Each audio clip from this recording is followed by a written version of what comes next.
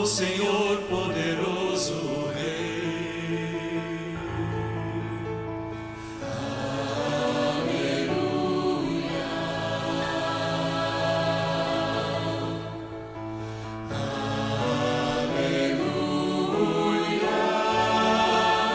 Senhor poderoso Rei, aleluia, Santo,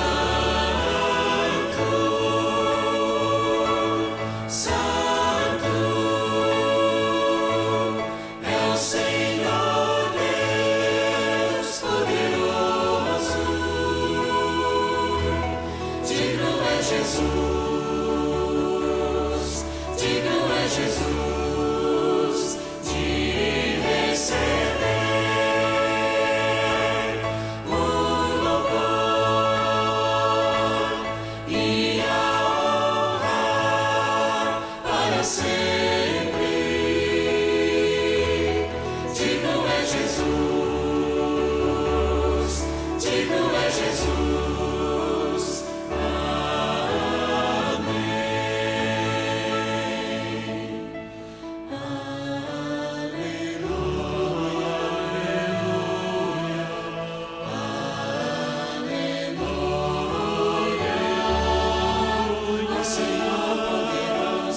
Deus poderoso Rei, aleluia,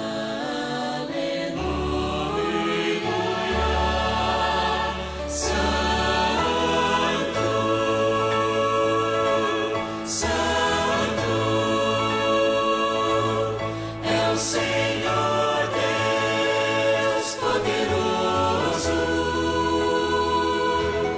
digno é Jesus. Jesus, de receber o louvor e a honra para sempre. Digno é Jesus, digno é Jesus, de receber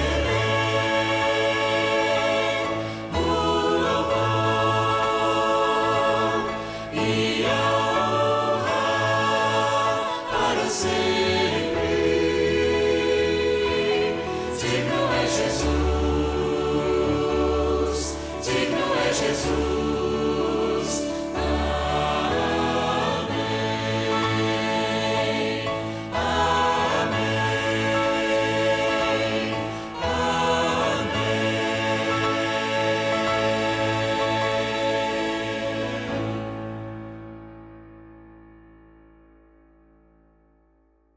Graça e paz, irmãos. Nós estamos com os motivos de oração. Nós vamos colocar diante do Senhor Jesus Cristo hoje aqui. Então, a Bíblia nos diz que sem fé é impossível agradar a Deus, porque quem vai a Ele precisa crer que Ele existe e que recompensa aos que procuram conhecê-lo melhor.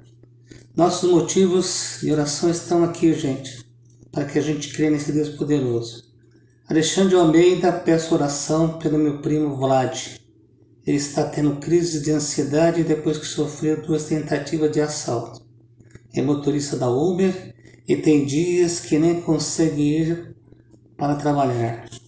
Eunice Oliveira, na semana passada pedimos oração pelo Ronaldo, esposo da Denise, que estava com Covid, mas infelizmente ele faleceu. Agradecemos a todos pelas orações, pedimos oração pela família que estão muito abalados, pelos pais dele, esposa e filhos. A Eliana Ficheres diz o seguinte, que Deus abençoe a minha família com saúde, bem como a família BVA todinha.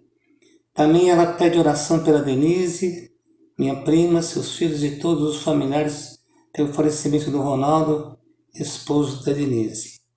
A Solange Carlos continua pedindo oração pela sua saúde e pelo seu cunhado Adalto.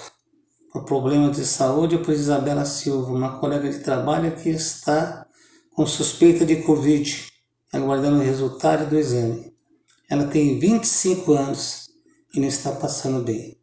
Agradece também pelo emprego que Deus continue me capacitando para cumprir minhas funções. Está muito difícil com toda a equipe em on e off. A Selma Carvalho gostaria de pedir oração pela vida da sua irmã e uma amiga de trabalho. O nome dela é Priscila. Precisa de libertação do uso de drogas e vida sentimental. A Débora Baldi diz o seguinte: eu quero agradecer pelas orações do meu marido, que já está voltando para a igreja. Graças a Deus já estou morando no interior com ele, só tenho a agradecer.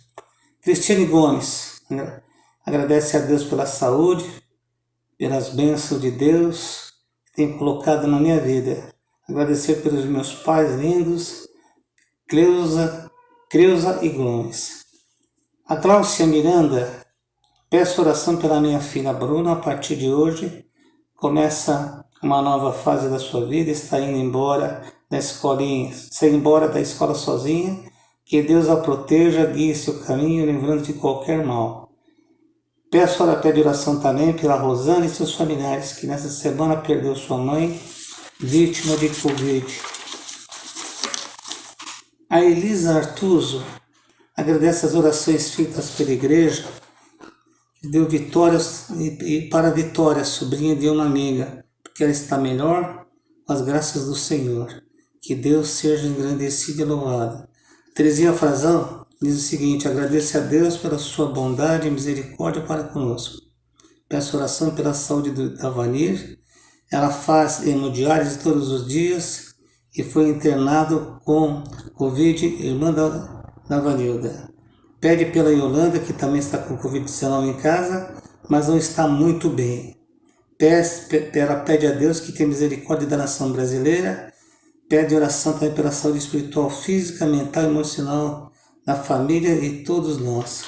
Ruth Knights e Sônia agradecem a Deus pelo aniversário da neta Júlia e pede oração por Jefferson, internado em clínica de recuperação, e pede por tantos que estão passando por tribulações devido à pandemia. A irmã Josiane Alves agradece a Deus por estar com saúde e comemorando mais um ano de vida. Agradece pela família, pede orações pela vida da Manu e do Pedrinho. Pede também que orem por os vizinhos, Diva e Ariel, e faz tratamento de câncer. Aline Correia diz o seguinte: agradece a Deus pela vida do Josué, que completou um ano de vida no último dia 28. E que Deus possa guiá-lo nos seus caminhos com sabedoria, estatura e graça, e que Cristo lhe capacite e educá-lo em seus caminhos. Amém? Vamos orar, gente, por esses pedidos, colocar na mão do Senhor Jesus Cristo. Ele tem o poder para fazer o melhor da nossa vida. Nós não somos nada, dependemos de Deus.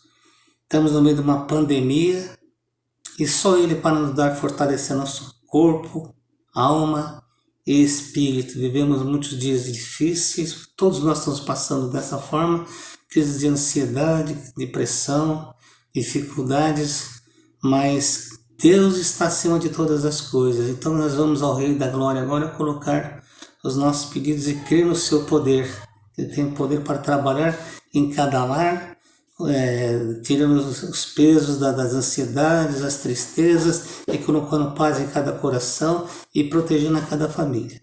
Senhor Deus, Senhor Jesus, eu te louvo, eu te agradeço, ó Pai, pela tua palavra que nós lemos no início. Eu te agradeço por esses irmãos que colocaram esses pedidos, agradecimentos no teu altar, Jesus. O Senhor é dono da prata, dono do ouro, dono da vida, Senhor Jesus. Trabalha em cada lar, sustenta cada família da igreja. Tira do nosso coração espírito de medo, de angústia, de tristeza. Coloca em cada coração espírito realmente de estar crendo na pessoa do Senhor Jesus Cristo, em Deus, que Ele tem poder para nos libertar das coisas ruins, Jesus. Tira da mente do teu povo as coisas nocivas. Ensina-nos, ó Pai, a estarmos na tua presença cada vez mais. Trabalha, ó Pai, nesses pedidos, nesse agradecimento, Jesus, para que realmente nós possamos estar realmente sendo guiados por Ti. Essa pandemia é algo cruel, que ela já completou um ano agora em fevereiro, ela se segue com essas cepas tão difíceis, Deus, que nós possamos, ó Pai, diante de Ti, nos prevenirmos aqui na terra, através do que o Senhor nos deu para nós, Jesus, porque tudo que está nesse mundo aqui, a gente tem que se recorrer a eles. Distanciamento, a lavagem de mãos, máscara, Jesus, mas acima de tudo está o Senhor. O Senhor vai à frente de nós, nos dará vitória e a proteção divina.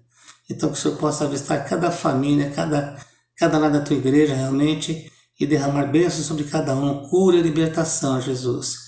E que o Senhor realmente faça melhor em cada vida, Pai. Eu te agradeço nesse instante, Pai, pelo que o Senhor tem feito na tua igreja. Sustenta a vida do pastor Silvio, dos seus familiares, protege a igreja de todas as coisas ruins. Ó Deus, muito obrigado porque nós estamos passamos por essa pandemia, mas os que passaram têm que te agradecer. E os que estão passando por crise também, vamos agradecer porque em tudo dá graças. Eu oro por tudo, Pai, em nome do Senhor Jesus Cristo, teu filho amado. Amém, Senhor Jesus Cristo. Glórias a ti, amém.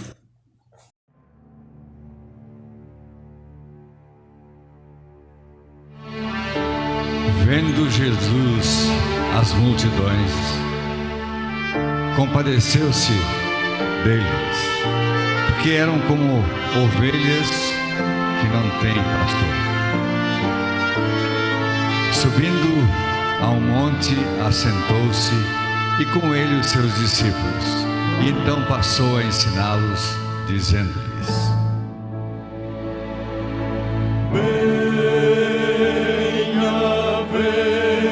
Bem-aventurados, bem-aventurados os humildes de espírito, pois deles é o reino dos céus.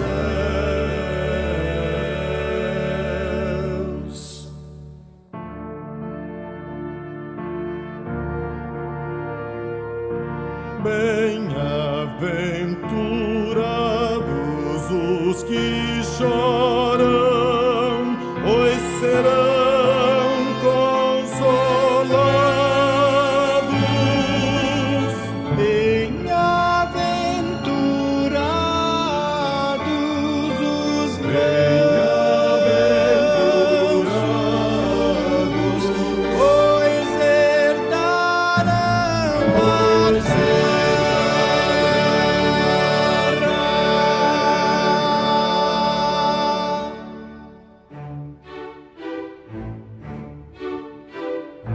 Bem-aventurados os que têm fome e sede de justiça, pois serão fartos, pois serão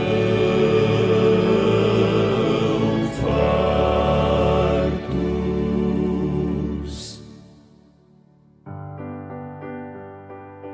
Bem-aventurados os misericordiosos, porque alcançarão misericórdia.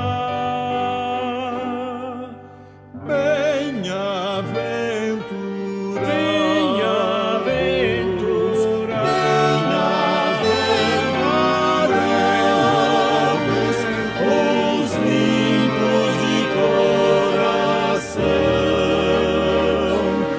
pois verão a Deus.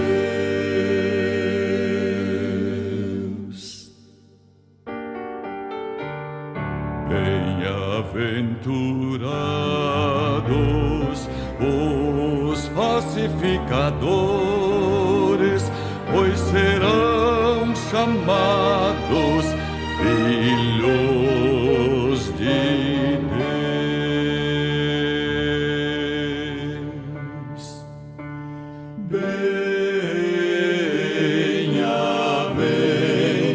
Bem-aventurados, bem-aventurados os perseguidos por causa da justiça, pois deles é o reino dos céus.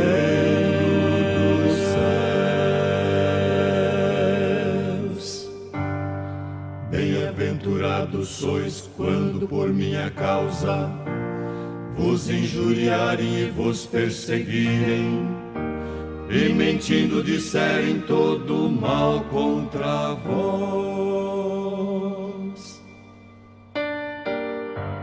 Regozijai-vos e exultai, regozijai-vos e exultai, pois é grande o vosso galardão no céu.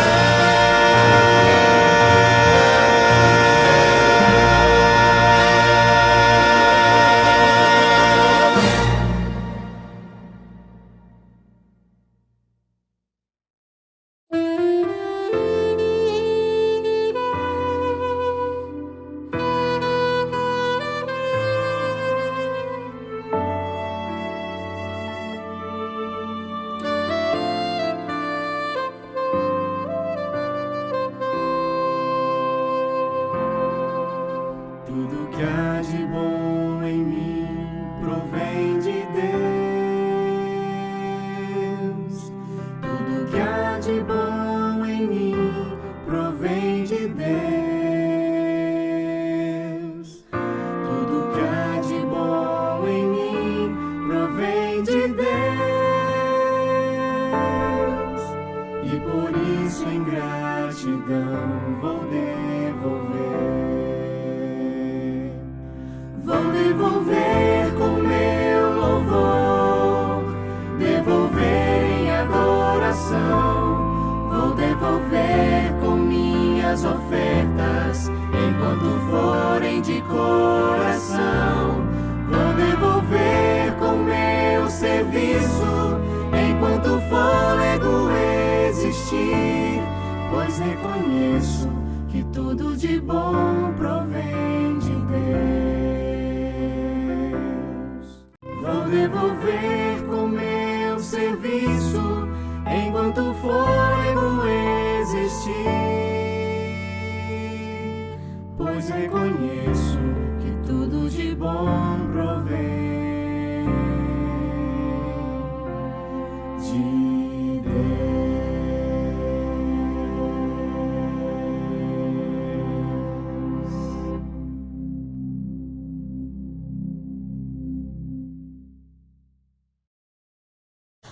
Que a graça e a paz do Senhor Jesus estejam com todos vocês, meus queridos irmãos da Igreja Batista de Vila Alpina.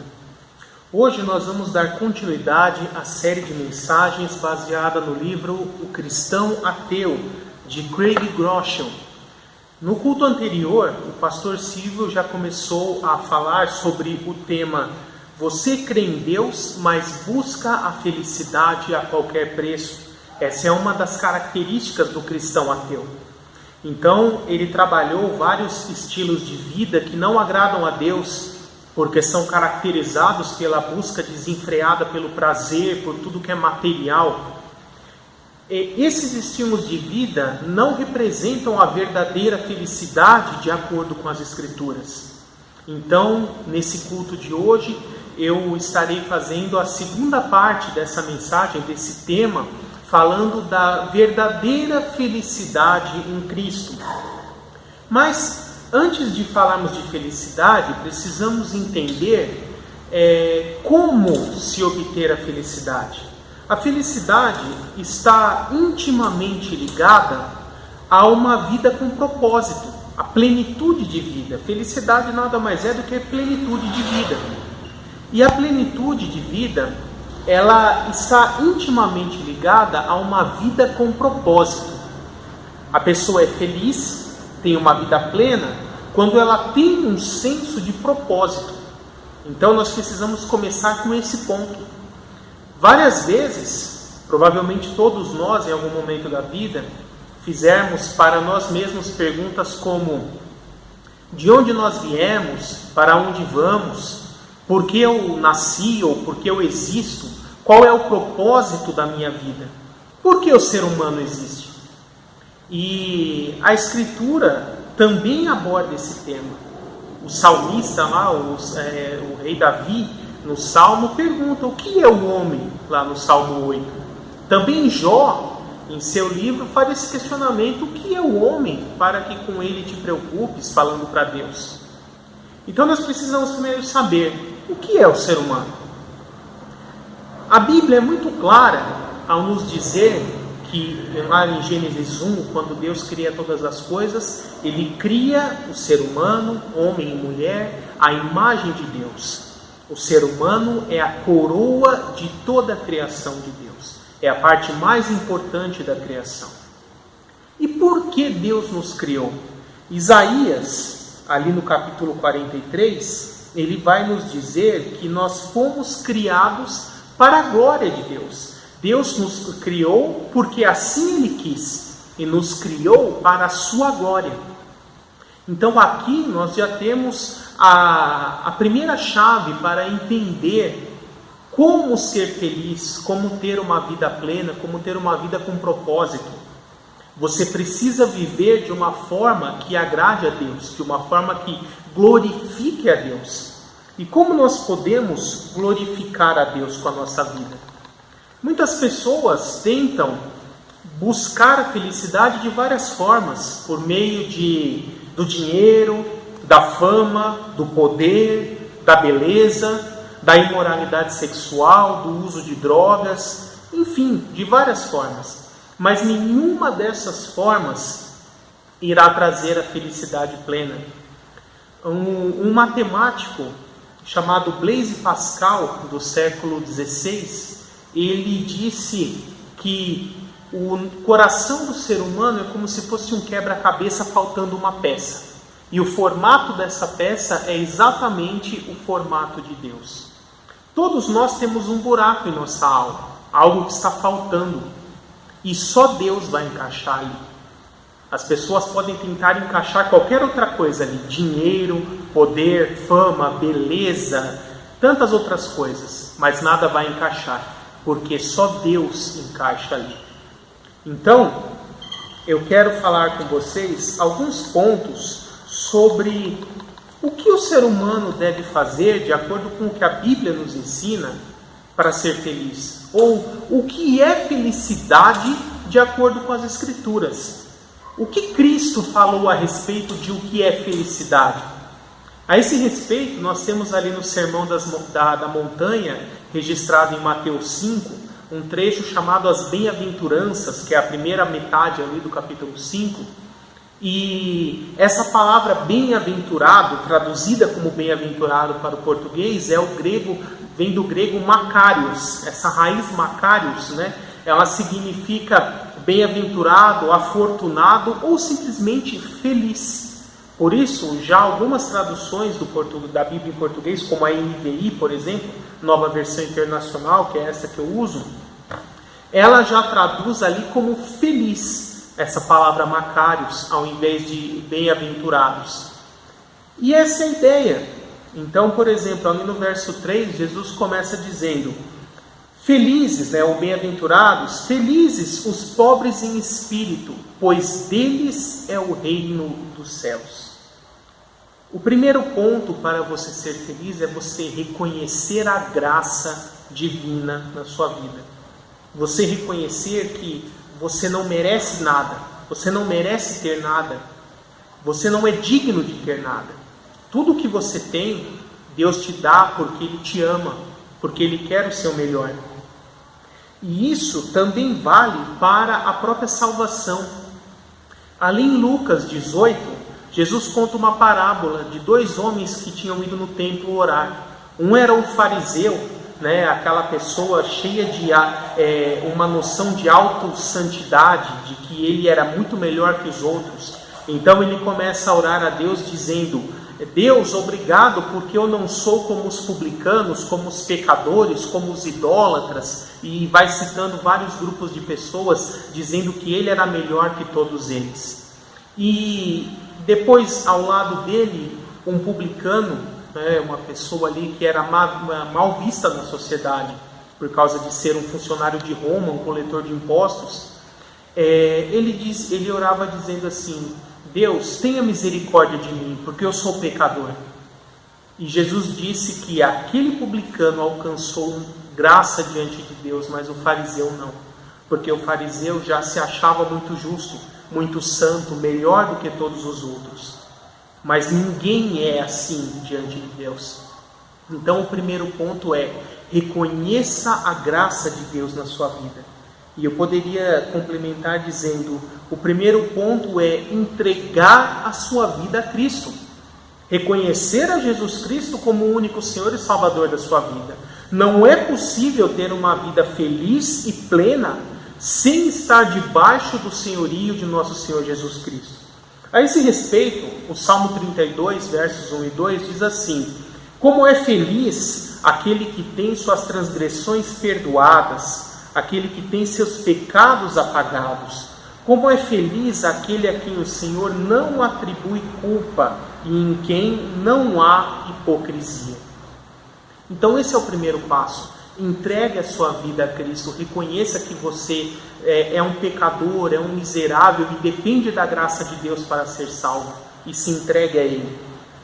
O segundo ponto, ali continuando as bem-aventuranças do Sermão da Montanha, no verso 4 diz assim: bem-aventurados os que choram, pois eles serão consolados. Então, a ideia aqui é aquelas pessoas que choram por quebrantamento, por terem um coração quebrantado, por reconhecerem diante de Deus que são pecadores, que são falhos e que necessitam de Deus. O quebrantamento será expresso pelo choro, por um desejo de mais intimidade com Deus, por confessar os seus pecados pessoais e também por interceder pelos pecados das pessoas ao seu redor, a sua família, a sua cidade, a sociedade em que você está inserido e até todo o seu país. E assim a pessoa será consolada. E é importante ainda dentro desse conceito você entender que quem entrega a sua vida a Cristo precisa confiar totalmente em Deus. A esse respeito, o Salmo 40, verso 4 diz assim: como é feliz o homem que põe no Senhor a sua confiança e não vai atrás dos orgulhosos, dos que se afastam para seguir deuses falsos. Então, esse é um outro ponto. Para ter a felicidade em Cristo, nós temos que confiar totalmente em Deus e somente em Deus. Não depositar a nossa confiança em homens, em cônjuge, em empresa, em patrão, em pais, em filhos, na política ou em tantas outras coisas. A nossa confiança tem que estar tão somente em Deus e nada além dele. O próximo ponto vem ali do verso 5 de Mateus 5, onde Jesus diz assim: bem-aventurados os humildes, ou felizes os humildes, pois eles receberão a terra por herança.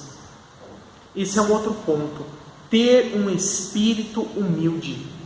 O próprio Senhor Jesus tinha todas as razões para poder se vangloriar, totalmente santo, puro, filho de Deus, divino por natureza. Mas, olha o que ele diz lá em Mateus 11, 28 a 30. Venham a mim todos os que estão cansados e sobrecarregados, e eu lhes darei descanso. Tomem vocês o meu jugo e aprendam de mim, pois sou manso e humilde de coração, e vocês encontrarão descanso para suas almas. Agora olha o verso 30. Pois o meu jugo é suave e o meu fardo é leve. O próprio Jesus nos deu esse exemplo, foi humilde em todas as coisas, mesmo tendo todos os motivos para se vangloriar. Como se demonstra na prática ter um espírito humilde? Sofrer sem reclamar, ter renúncias pessoais para que seja cumprida a vontade de Deus e não a nossa, entregar seus direitos a Cristo. Muitas vezes você tem direito de pleitear algo na justiça, ou processar alguém, ou se vingar de alguma forma. Às vezes a lei dos homens permite isso, mas nós temos que entregar tudo isso a Deus. A Escritura diz que a vingança pertence ao Senhor.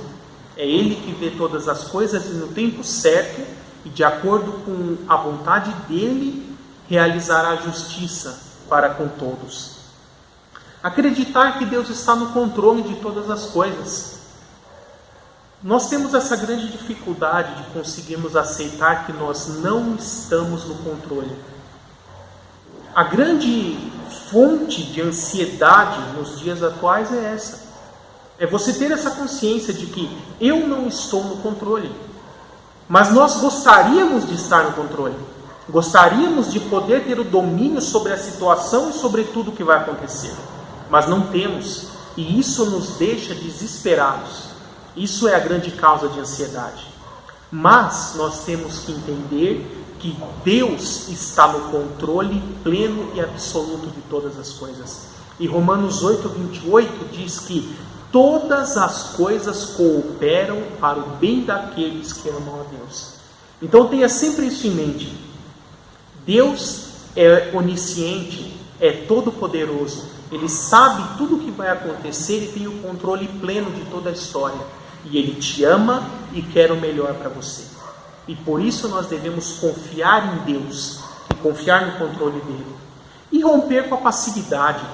Muitas vezes nós ficamos como aquele aleijado ali no tanque de Betesda, que ficou 37 anos esperando que quando as águas se agitassem, alguém pegasse ele e colocasse dentro da fonte para que ele fosse curado. Ele se conformou com essa passividade, com essa situação. Não se conforme com essa passividade. Tudo o que está ao nosso alcance para fazer, devemos fazer. Eclesiastes 9 nos diz isso. Tudo o que vier à mão para você fazer, faça conforme as suas forças. Não fique esperando a coisa acontecer. Nós temos que romper com essa passividade. E a humildade também nos traz mansidão. Então devemos ser humildes diante de Deus. Reconhecer as nossas falhas, perdoar os outros. Não devemos nos considerar melhores ou acima de nenhuma outra pessoa, mas devemos ter coração de servo e ter essa iniciativa, essa boa vontade para servir as outras pessoas, como Cristo fez e também nos ensinou. E qual será a recompensa daqueles que têm coração humilde? No Sermão da Montanha, Jesus disse: pois eles herdarão a terra. E o que significa isso para nós? Prosperidade. Prosperidade física, material, saúde, emocional, familiar, em todos os aspectos. Então, essa é uma consequência. Quem vive de forma humilde, é muito interessante isso. Várias vezes eu já vi isso. Aquelas pessoas mais humildes, mais generosas, muitas vezes são as que Deus mais abençoa, mais têm bens, têm posses, mas não demonstram isso, nem aparentam ter, porque elas são humildes. E o coração dela não está naquelas coisas. E é por isso que Deus as abençoa, porque Deus sabe que elas não se afastarão de Deus por causa das riquezas. É importante também nós entendermos que nós devemos ter essa humildade, essa paciência para aguentar os momentos difíceis. Como resistir ao dia mau, aos períodos difíceis como esse que estamos vivendo, com essa pandemia, com todos esses problemas? O Salmo 94, versos 12 e 13 diz assim: como é feliz o homem a quem disciplinas, Senhor, aquele a quem ensinas a tua lei. Tranquilo enfrentará os dias maus, enquanto que para os ímpios uma cova se abrirá. Então, conheça a palavra, aprenda a palavra de Deus e guarde-a no coração, para que você seja capaz de enfrentar os dias maus. Enfrentar os períodos em que Deus te disciplina justamente para forjar o seu caráter, para tornar você um servo melhor. E o quarto ponto é: busque as coisas espirituais, ou tenha ambições espirituais. O que significa isso? Esteja mais preocupado com as coisas do céu do que com as coisas da terra. Foque a sua energia, os seus recursos, a sua força de vontade nas coisas de Deus, no reino de Deus. No capítulo seguinte desse mesmo texto, Jesus vai dizer: busque em primeiro lugar o reino de Deus e a sua justiça, e todas essas coisas, as coisas das necessidades básicas que Jesus retrata antes dessa frase, vos serão acrescentadas. Busque as coisas espirituais. O verso 6 de Mateus 5 diz: Felizes os que têm fome e sede de justiça, eles serão satisfeitos. Você tem fome de justiça?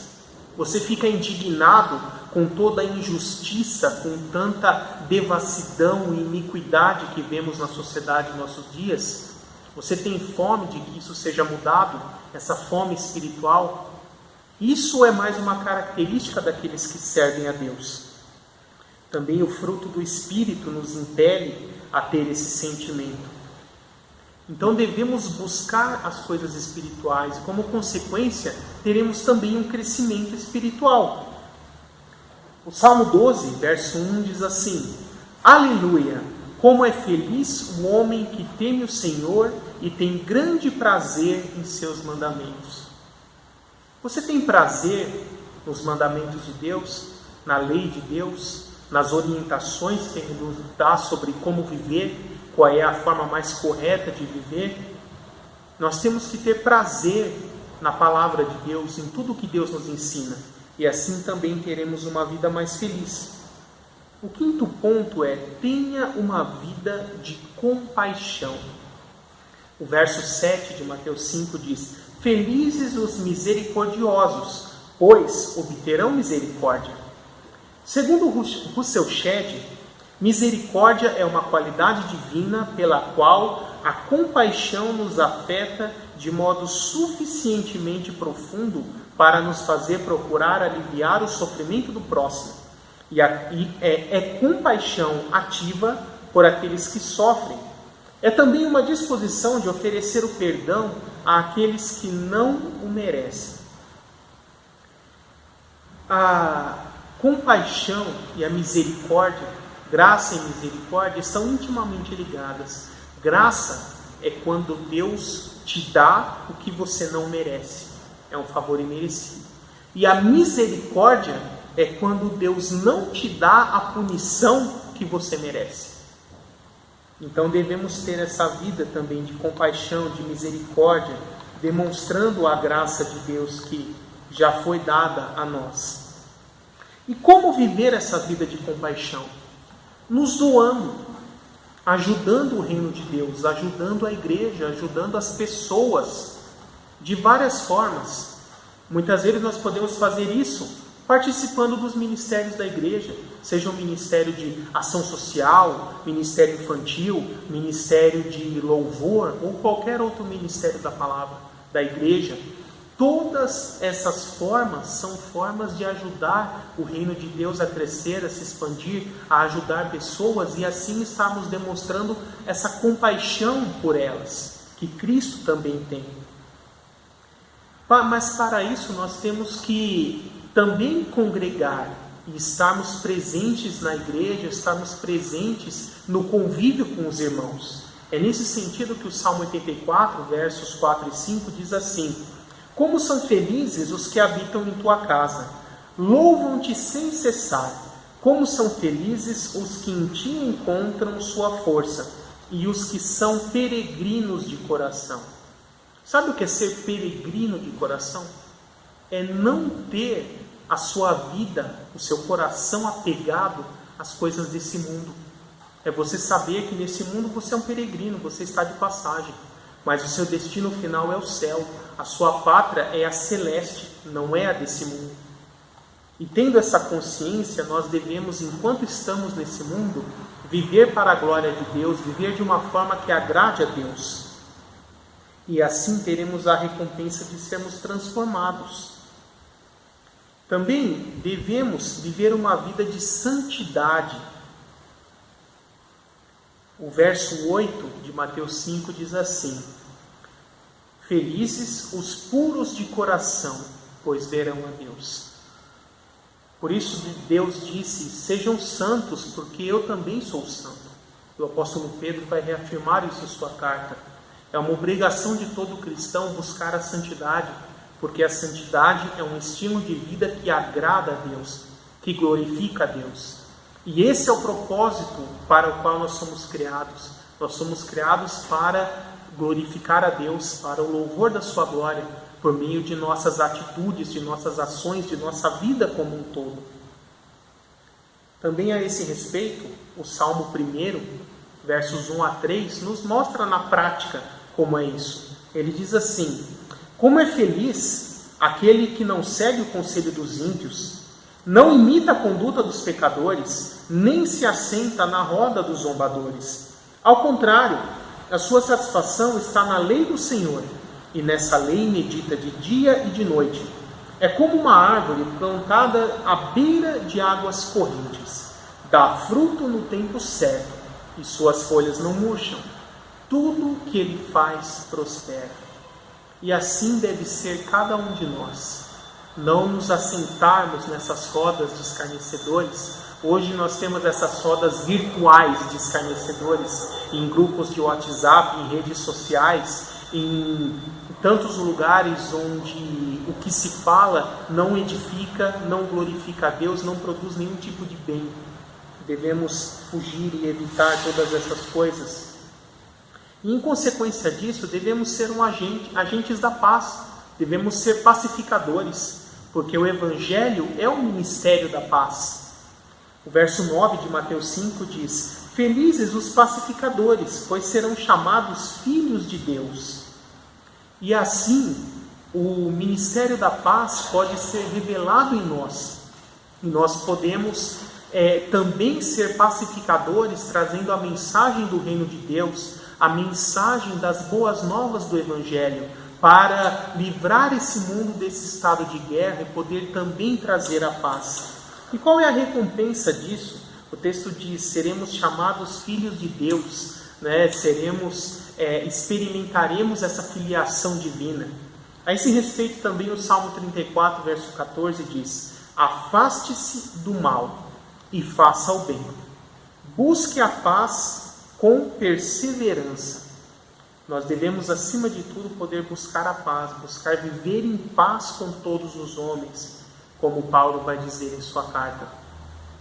Então, essa é uma outra atitude que nos leva a ter uma vida mais feliz diante de Deus. E por último, devemos ter um testemunho de impacto.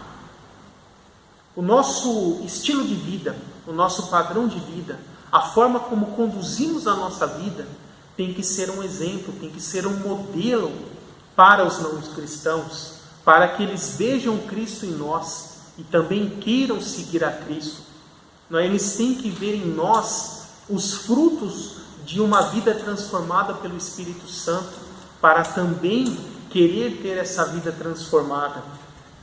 A esse respeito, Mateus 10, versos 29 e 30, diz assim: respondeu Jesus: digo-lhes a verdade, ninguém que tenha deixado casa, irmãos, irmãs, mãe, pai, filhos ou campos por causa de mim e do Evangelho, deixará de receber 100 vezes mais já no tempo presente. Casas, irmãos, irmãs, mães, filhos e campos, e com eles perseguição, e na era futura a vida eterna. Então aqui é um texto que Jesus fala que seguir a Cristo, viver de acordo com a vontade de Deus, é o mais importante. Mesmo que para isso tenhamos que às vezes perder o contato com parentes, com irmãos, pais, filhos, ter muitas vezes prejuízo financeiro, deixar de ter um determinado emprego ou uma atividade. Todas essas coisas que para nós parecem perda, na verdade são lucro, porque Deus nos recompensará por tudo isso. E também a esse respeito,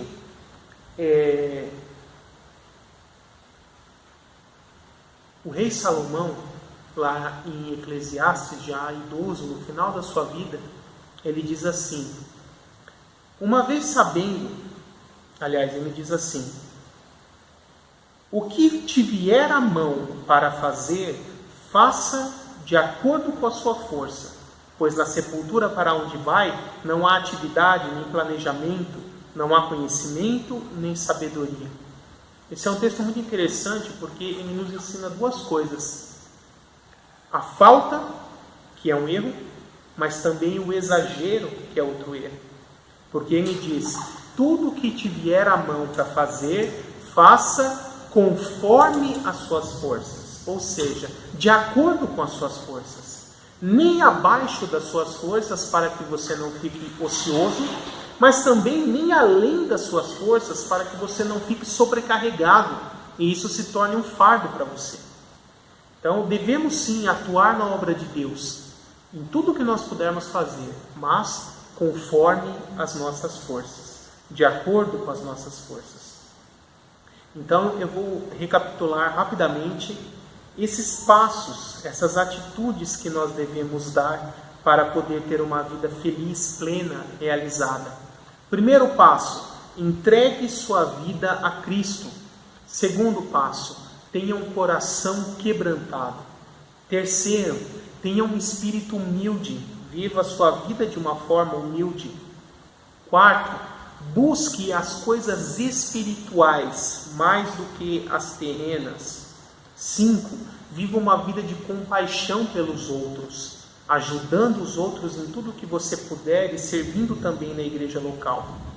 Busque intensamente uma vida de santidade, leia a palavra, ore, busque a Deus, fuja do pecado.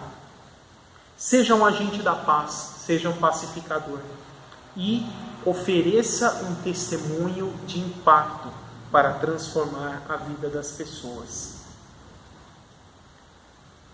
E quando nós conseguimos fazer todas essas coisas, certamente teremos uma vida feliz, plena e realizada, cheia de propósito.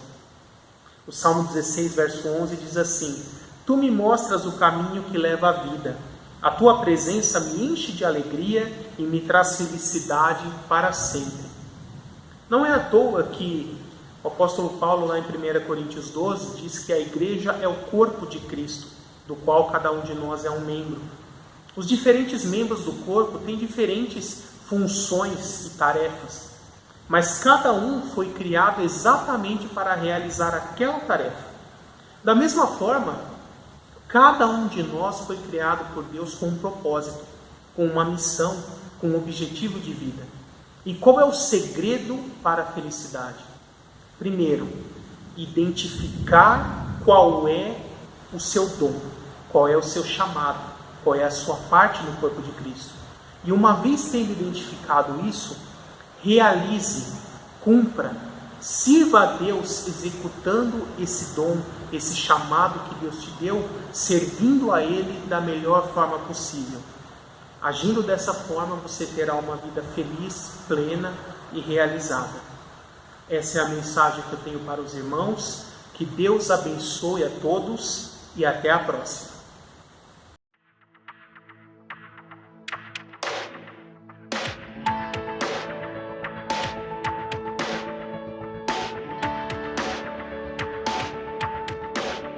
Se paz a mais doce me deres gozar, se dor a mais forte sofrer,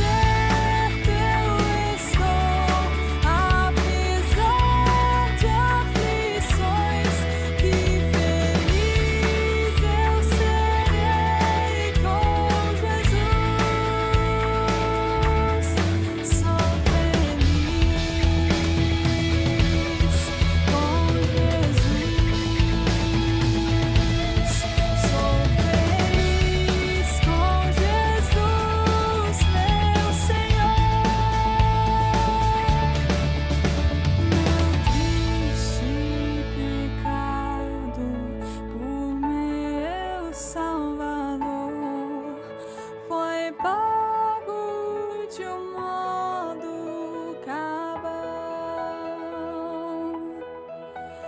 Valeu-me, Senhor, a mercê sem igual.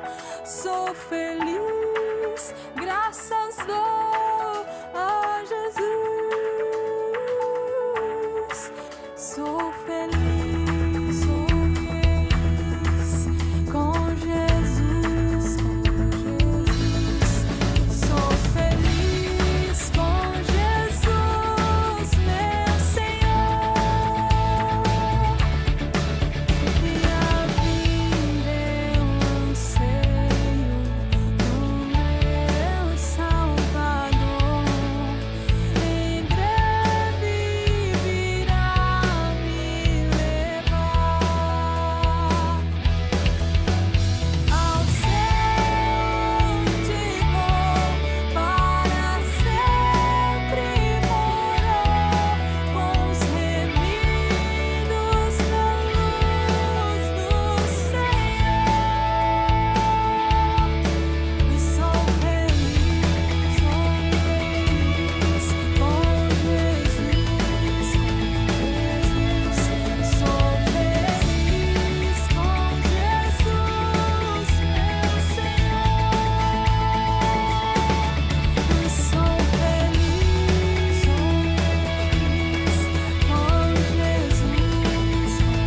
Jesus, Sou feliz com Jesus, meu Senhor.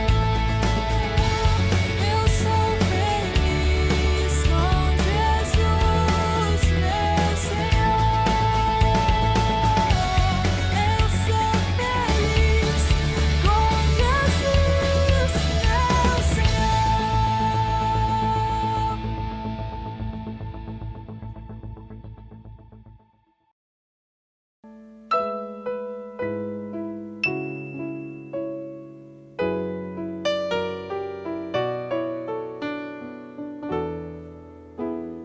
Finda-se este dia que meu Pai me deu, sombras vespertinas